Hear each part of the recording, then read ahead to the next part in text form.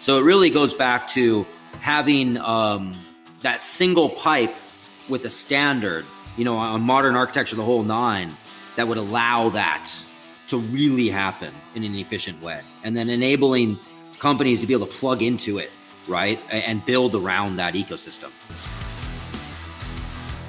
This is the Insurance Technology Podcast, where we bring interesting people from across the insurance ecosystem to discuss and debate technology's impact on the industry. Join us each episode for insights and best practices from industry stewards and tomorrow's innovators. Now, here's your host, Reid Holsworth. All right, we're back with our buddy Kabir. What an interesting dude. So in this episode, we're going to hear about him leaving Marsh to go and found RiskMatch, which then he sells to Vertafore. And he really gets into a lot of just technology in general and other platforms outside of our industry and how we can learn from them. So we really kind of dive deep into technology and his time, obviously, at Vertafore and RiskMatch, and really a lot around ecosystems and how we don't really have an ecosystem within our industry. Really cool stuff. Let's go back. Let's go back to your history, because I don't think that so Marsh, benchmarking. Then what?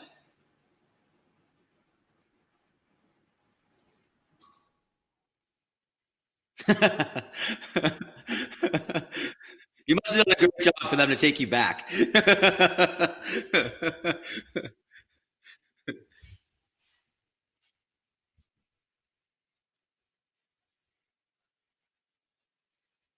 Mm-hmm.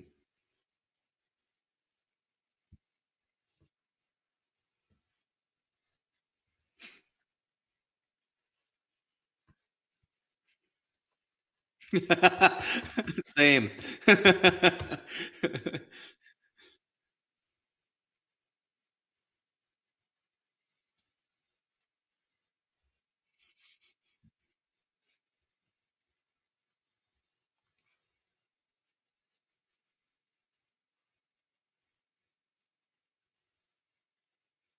Mm-hmm. Mm-hmm.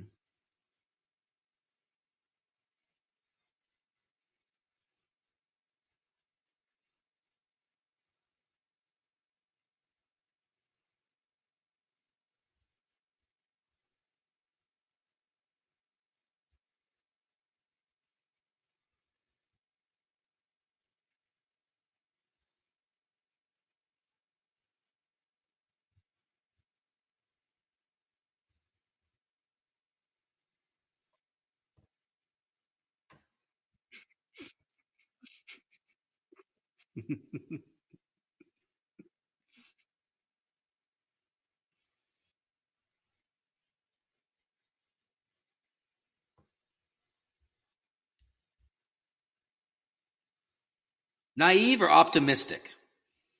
Both. Purely both. Yeah. Good point. Yep. Yep. Oh, 100%, because everybody's telling you no.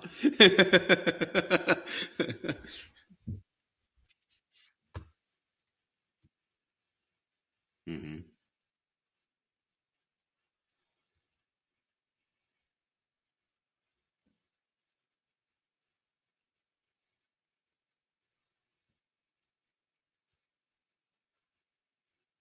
Mm-hmm. Mm-hmm.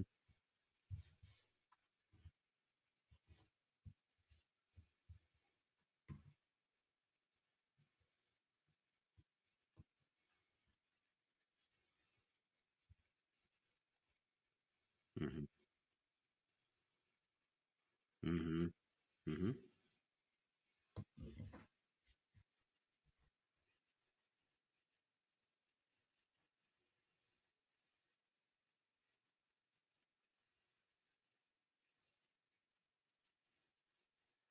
Mm-hmm.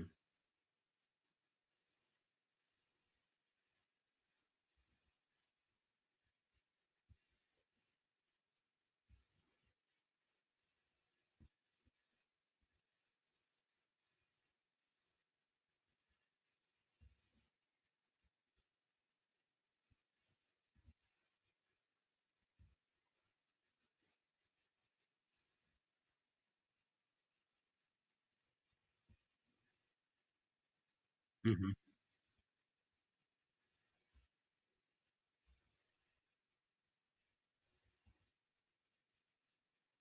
Hmm.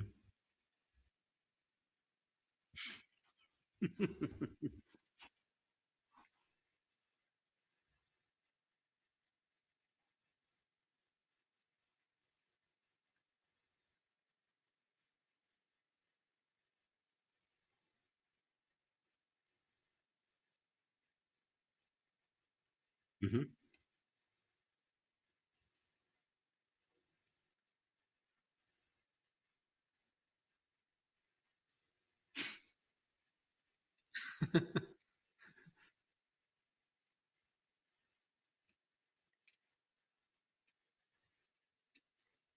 Hmm.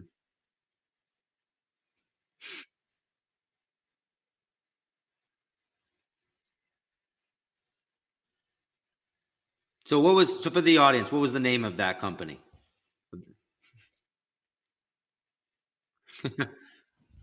So I've heard that name before because it's still around.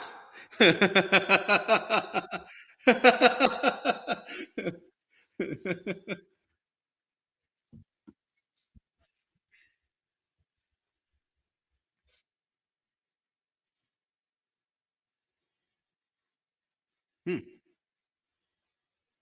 Yeah.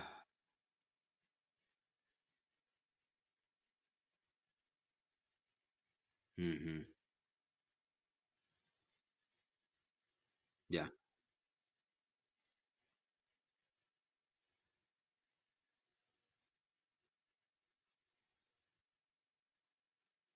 Wow.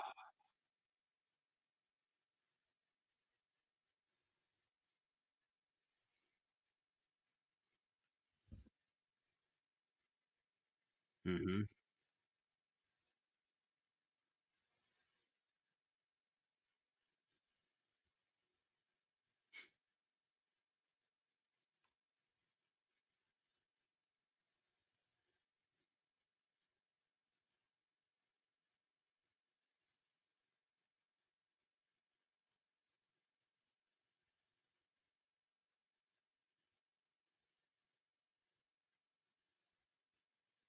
Yeah, it's a crazy ride, man. As you know, I mean, going through all of that, and hardest decision I ever made in my life was selling my company.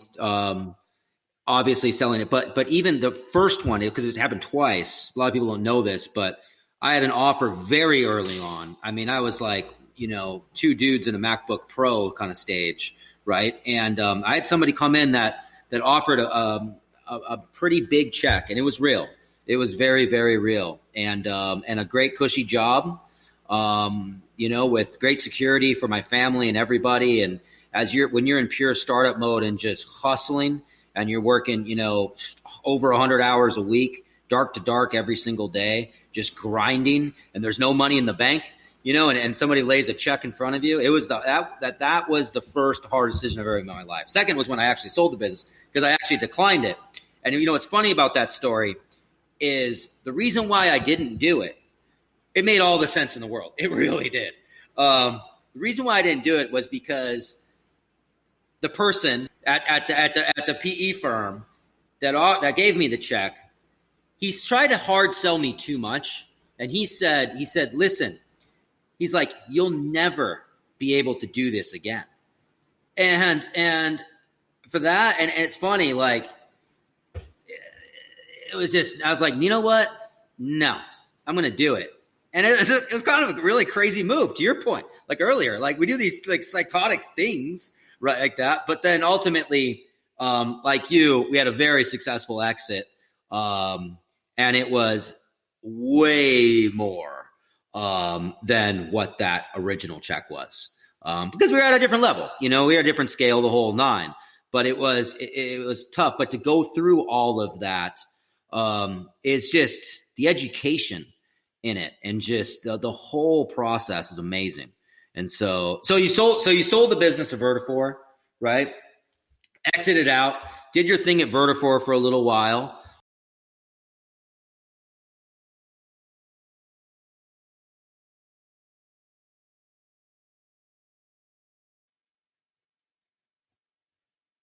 Mhm. Yeah, and it's big, big. It's big. Big corporation, like you said early on, different kind of culture, and then what you're used to. And it's what the thing too. I'd love to get your opinion on this. My story is similar to yours. Sold my business to Applied, obviously, and just kind of being under the covers, and now in my position at Ivans, really, our customers are all the management systems out there, and so Vertafore is obviously a customer, great customer.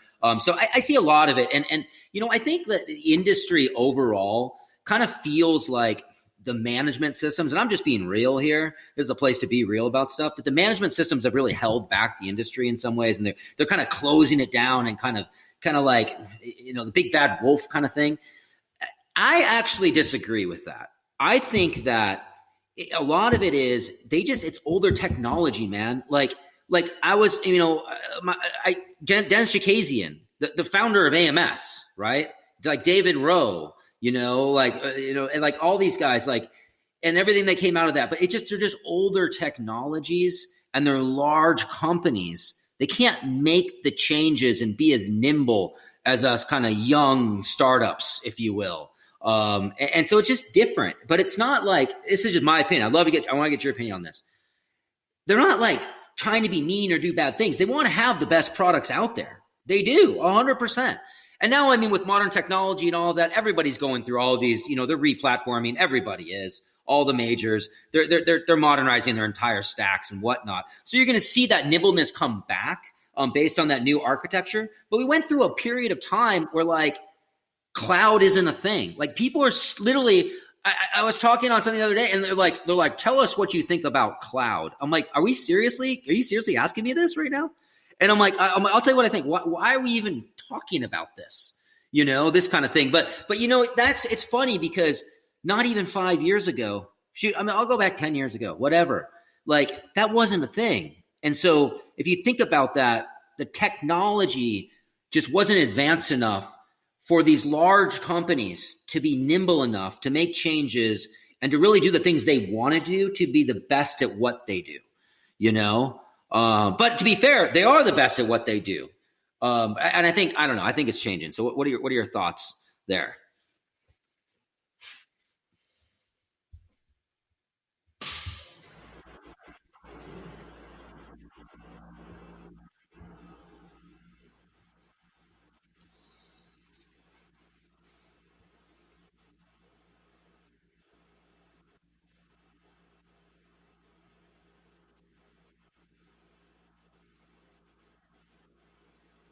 Mm-hmm.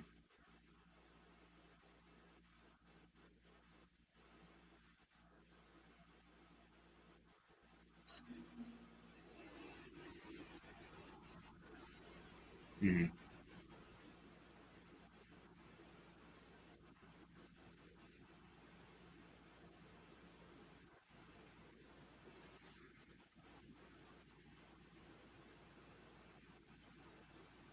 I would not agree with that one, by the way. Just say it. But I drink the Kool-Aid. I 100% drink the Kool-Aid.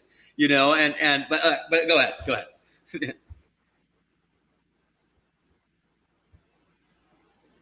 Yeah.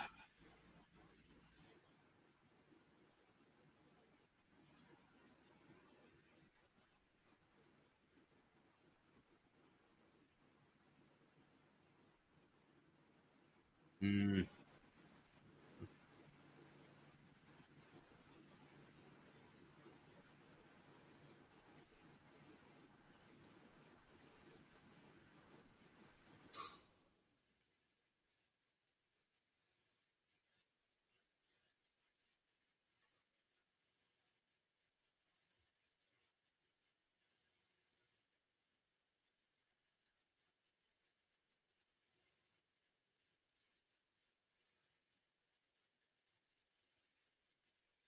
mhm.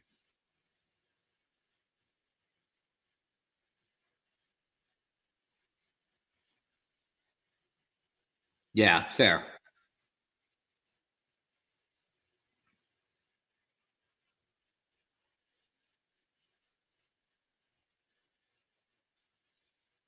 Yeah. Yep.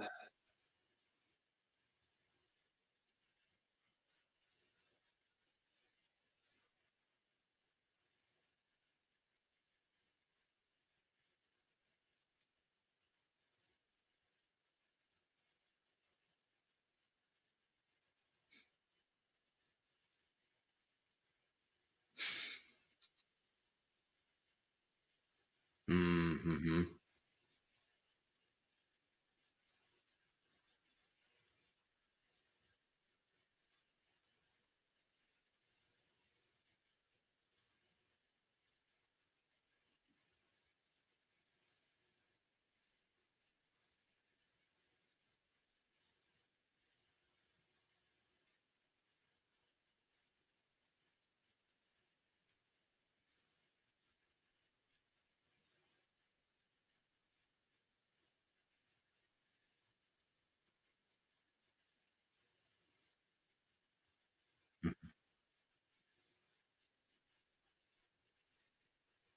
Mm-hmm.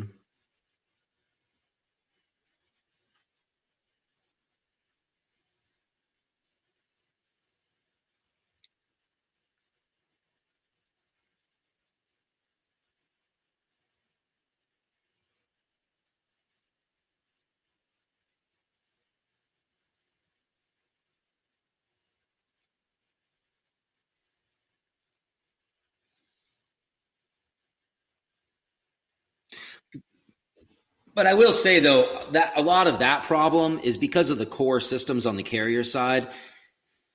They're so unique as well. Although, and that goes back to like the standard and whatnot, and everybody they're their own little special child. Like you said earlier, you said it in a much better way than I just did. But they're unique, and they look at themselves as very special in these ways, and therefore the data doesn't really just flow. It doesn't connect. That said, and it's because of all those custom one-off integrations and different types of data models and all of it, although they may be using the same core systems overall, the vast majority of them, they're all very different. And then the management systems do the same thing. They have their own formats and things like that and whatnot. So it really goes back to having that single pipe with a standard, a modern architecture, the whole nine, that would allow that to really happen in an efficient way, and then enabling companies to be able to plug into it, right, and build around that ecosystem. I think is really the only way, and it's. I think people have tried that with these exchanges and whatnot, but maybe the use case was different, right? As opposed to just straight up connectivity. So obviously, I'm hell bent on that for based on what we do, but I think I really believe that is the way to solve that.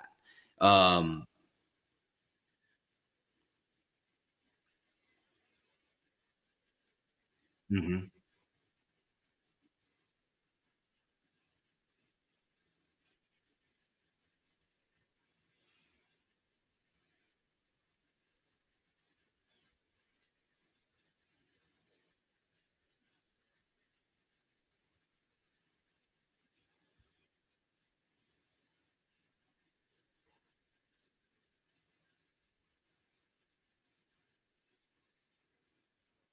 mhm.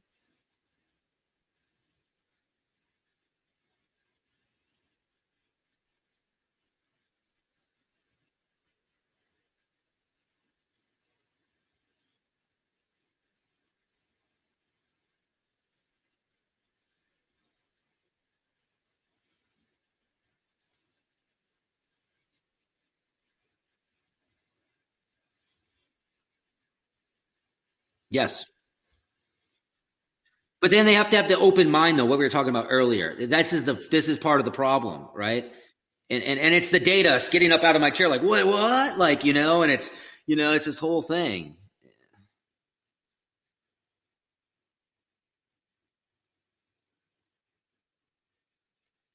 Mm,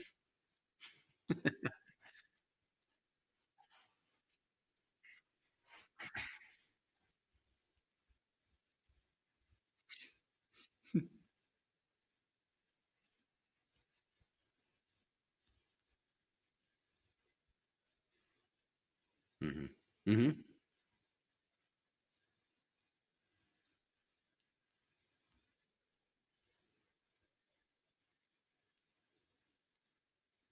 But hold on. Wouldn't that though be technically the insured in that case?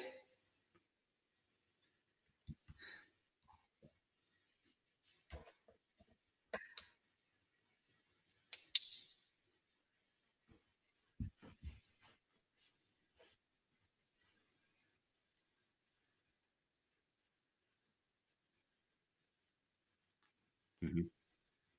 Yeah.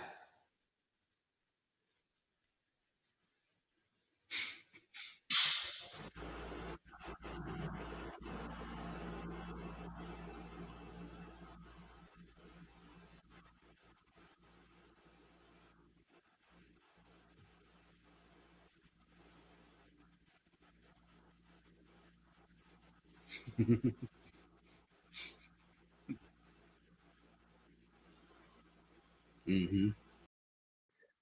Well, that was awesome. Kabir is such a funny dude. So great job, great career at Marsh. Got bored, tried to quit 3 times. Finally ended up quitting and then started RiskMatch. Well, then he did that, sold it to Vertifor.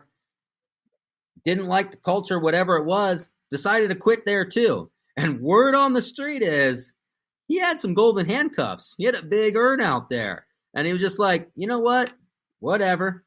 It's just an awesome guy. So in the next episode, we get into a lot around insurtechs in general and just founding and owning an insurtech company. And really, we get into a lot more personal stuff with Kabir. What makes him tick?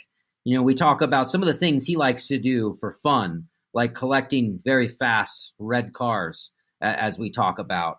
So there's some good tidbits in there.